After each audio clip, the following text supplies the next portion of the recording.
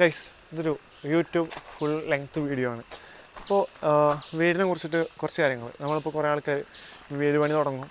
അപ്പോൾ തുടങ്ങാൻ നിൽക്കുന്ന ആൾക്കാർക്കുള്ള കുറച്ച് എൻ്റെ അനുഭവങ്ങൾ.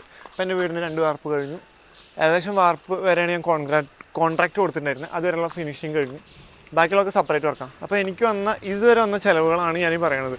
നമ്മൾ കുറേ ആൾക്കാർ യൂട്യൂബിലും ഇൻസ്റ്റയിലൊക്കെ കാണും 15 ലക്ഷത്തിന് ഫുൾ ഫർണിച്ചറോട് കൂടി 1200 സ്ക്വയർ ഫീറ്റ് വീട്, 900 സ്ക്വയർ ഫീറ്റ് വീട്, 1500 സ്ക്വയർ ഫീറ്റ് വീട് പറഞ്ഞിട്ട് 15 ലക്ഷം 20 ലക്ഷം 25 ലക്ഷത്തിനൊക്കെ പറയുന്നുണ്ട്.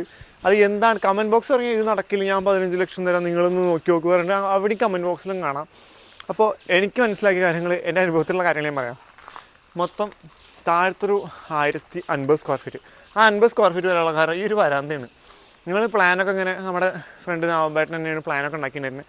അപ്പോൾ പ്ലാൻ ചെയ്തിട്ട് ഓരോരുത്തർ കറക്ഷൻ വരുമല്ലോ, ഓരോരുത്തർ 4 അഭിപ്രായം ഉണ്ടല്ലോ. അപ്പോൾ അങ്ങനെ അഭിപ്രായം പറഞ്ഞു ഈ ഒരു പോർഷൻ ഉണ്ട്.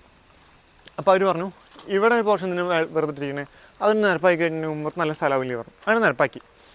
അപ്പോൾ 50 സ്ക്വയർ ഫീറ്റ് അവിടെ മാറ്റം വന്നു. അവിടെ സ്ക്വയർ ഫീറ്റിനെ കഴിഞ്ഞു. പിന്നെ കുറച്ച് മാറ്റങ്ങളായിരുന്നു. ഓരോ പ്ലാൻ മാറ്റും തോറും വീടിൻ്റെ സ്ഥലപരിമിതികൾ, ഇപ്പോൾ എത്ര സ്ഥലമുണ്ട് ഞങ്ങൾക്ക്, അപ്പോൾ 11.5 സെൻറ്റാണ് സ്ഥലം. അപ്പോൾ അങ്ങനെ കയറി ഇതിലെത്തി. അപ്പോൾ അങ്ങനെ മാറ്റിയിട്ടാണ് താഴത്ത് 2 റൂം 2 അറ്റാച്ച്ഡ് ബെഡ്റൂം, മേലെ 2 റൂം 2 അറ്റാച്ച്ഡ് ബെഡ്റൂം, അതായത് എല്ലാം അറ്റാച്ച്ഡ്, 4 ബെഡ്റൂം അറ്റാച്ച്ഡ് ആണ്. അപ്പോൾ അങ്ങനെ പണി കഴിഞ്ഞു. നിലവിൽ ഈ പറയണ ബേ വിൻഡോ, 2 ബെഡ്റൂമിന് ബേ വിൻഡോ ഉണ്ട്. മൊത്തം 3 ബെഡ്റൂമിന് ബേ വിൻഡോ വെച്ചിട്ടുണ്ട്. ഈ കാണുന്നതാണ് എൻ്റെ റൂം. എൻ്റെ റൂമിൽ ബേ വിൻഡോ ഉള്ള ഗൈസ്, ഓ മൈ ഗാഡ്. അപ്പോൾ മരങ്ങൾ, കട്ടില ഞങ്ങൾ മരത്തിന് എടുത്തിട്ടുണ്ടായിരുന്നു. കുറച്ച് ഞങ്ങളുടെ കയ്യിലുള്ള മരവും കുറച്ച് പുറമേ നിന്ന് എടുത്തുള്ള മരങ്ങളുണ്ടായിരുന്നു. കട്ടിലയ്ക്ക് താഴത്ത് മാത്രമേ ഞങ്ങൾക്ക് 92,000 രൂപ വന്നു. അതായത് ഈ ജനലും കാര്യങ്ങളും ഞങ്ങളുടെ കൈത്തമരവും തേക്കുണ്ടായിരുന്നു. പിന്നെ കുറച്ച് നമ്മൾ പുറത്തുനിന്ന് എടുത്ത മരം വേണ്ടിയിട്ട് 92,000 രൂപ വന്നു. പിന്നെ മേലത്തെ കട്ടിലുകൾ ഞങ്ങൾ 4 വാതിലിൻ്റെ കട്ടില, അത് മാത്രമേ ഞങ്ങൾ മരത്തിൻ്റെ കയ്യിലുണ്ടായിരുന്നു. കുറച്ച് പുറത്തുനിന്ന് എടുത്തും കൂടിയിട്ട് 15,000 രൂപ എടുത്ത് തന്നു. അപ്പോൾ മരത്തിന് മാത്രം 1 ലക്ഷം ഞങ്ങൾ കയ്യിൽ നിന്ന് ഇറങ്ങി. പിന്നെ ഇരുമ്പിൻ്റെ ഞങ്ങൾ കാണുന്ന ഒരു വിൻഡോയും പിന്നെ ആ സൈഡിൽ നിന്നൊരു ബേ വിൻഡോ ഉണ്ടായിരുന്നു. ആ ബേ വിൻഡോ കൂടിയിട്ട് ഞങ്ങൾക്ക് ഏകദേശം വന്നത് 49,000 രൂപയാണ്. ഇവിടുന്ന് കാണില്ല, ആ സൈഡിലാണ്. ആ ബേ വിൻഡോയ്ക്ക് 49,000 രൂപ വന്നു. അങ്ങനെ ഒരു 1.5 ലക്ഷത്തിന് മീതെ കട്ടിലകൾക്ക് മാത്രം വന്നു. അപ്പോഴും നിൽക്കുന്നുണ്ട് പണി. കാരണം ഈ കട്ടിലയുടെ ഈ സാധനം ഉണ്ടല്ലോ, ഈ സാധനം തീർന്നിട്ടില്ല. കാരണം ഡോർ വെക്കണ്ടേ. ഇരുമ്പിനാണെങ്കിൽ നമുക്ക് ഓൾറെഡി ഗ്ലാസ് മാത്രം ഇട്ടാൽ മതി. ഇത് ഗ്ലാസ് മാത്രം ഇടാൻ പറ്റില്ല, മറ്റേ വാതിൽ വെക്കണം. അപ്പോൾ ഒരേട്ടൻ പറഞ്ഞു ഓരോ പൊളിക്കും 500 രൂപയാണ് വരിക ചാർജ് പറഞ്ഞു. പണിക്കൂലി എന്നൊക്കെ കൂട്ടിയിട്ടാണ് തോന്നുന്നു. ഇതാണ് വരുന്ന ഹാളും കാര്യങ്ങളും നമ്മൾ വേറെ സെറ്റ് ചെയ്യുന്നുണ്ട്. Oh my god. പിന്നെ അടുക്കളയ്ക്ക് കുറച്ച് അഭിപ്രായ വ്യത്യാസം കാര്യങ്ങളൊക്കെ ഉണ്ടായിരുന്നു. ഓപ്പൺ കിച്ചൺ ഉണ്ടായിരുന്നു. സ്ഥലപരിധികളിൽ നമ്മളങ്ങനെ അഡ്ജസ്റ്റ് ചെയ്യുന്നു. പിന്നെ ഇവിടെ ബേ വിൻഡോൻ്റെ കാര്യം പറഞ്ഞാൽ ഇവിടെ ഒരു ബാത്റൂമുണ്ട്, ഇവിടെ ഒരു ബേ വിൻഡോ സെറ്റ് ചെയ്തിട്ടുണ്ട്. അപ്പോൾ ആ കാര്യങ്ങൾ. പിന്നെ ഇവിടെ റൂം വരുന്നുണ്ട്. അതിലിവിടെ ഒരു ഇതൊരു റൂമാണ്, ബേ വിൻഡോ ഉണ്ട്. ഇവിടെ ബാത്റൂം വരുന്നുണ്ട്. പിന്നെ ഞാൻ പറഞ്ഞു താഴത്തെ 1050 സ്ക്വയർ ഫീറ്റാണ് വരുന്നത്. പിന്നെ നമുക്ക് മേലേക്ക് പോവാം. വാർപ്പ് കഴിഞ്ഞിട്ടുള്ളൂ, എല്ലാം പൊട്ടി ഉണ്ടെങ്കിൽ മണ്ടക്കിടും. അങ്ങനെ നിലവിൽ കോൺട്രാക്റ്റ് 1700ഓളം വരും. ഒരു കോൺട്രാക്റ്റ് 1 സ്ക്വയർ ഫീറ്റിന് 550 രൂപ വെച്ചിട്ടാണ് പറഞ്ഞിട്ടുണ്ടായിരുന്നത് കോൺട്രാക്ടർ. ഇവിടെ ഓപ്പൺ, ഇവിടെ റൂം, ഇത് ബേ വിൻഡോ, ഇരുമ്പിൻ്റെ ബേ വിൻഡോ ആണ് വെച്ചിട്ടുള്ളത്.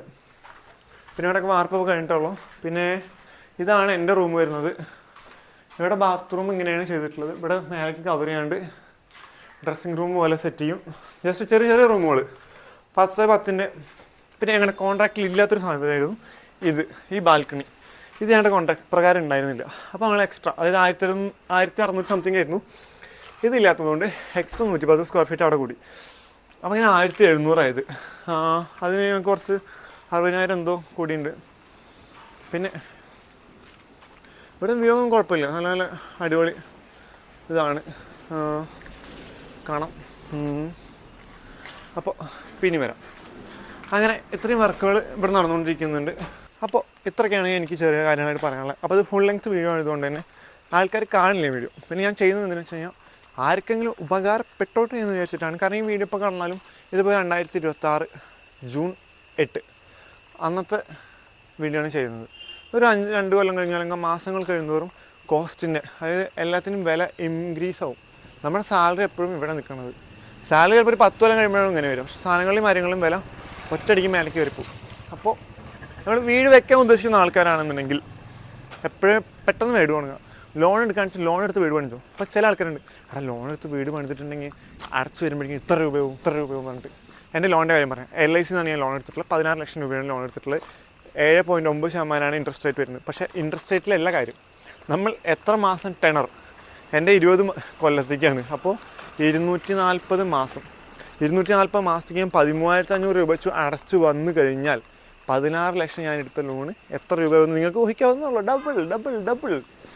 അപ്പോൾ പിന്നെ നമ്മൾ വിചാരിക്കും കുറച്ച് പൈസ കൂട്ടി വയ്ക്കാം. അപ്പോൾ 5 വർഷം കൊണ്ട് ഒരാൾ കൂട്ടി വെച്ചു സാലറി 20,000 രൂപ വെച്ച് മാറ്റി വെക്കാൻ കഴിയുന്ന ഒരാളാണെന്നുണ്ടെങ്കിൽ 20,000 രൂപ വെച്ച് നിങ്ങൾക്ക് മാറ്റി വയ്ക്കാം.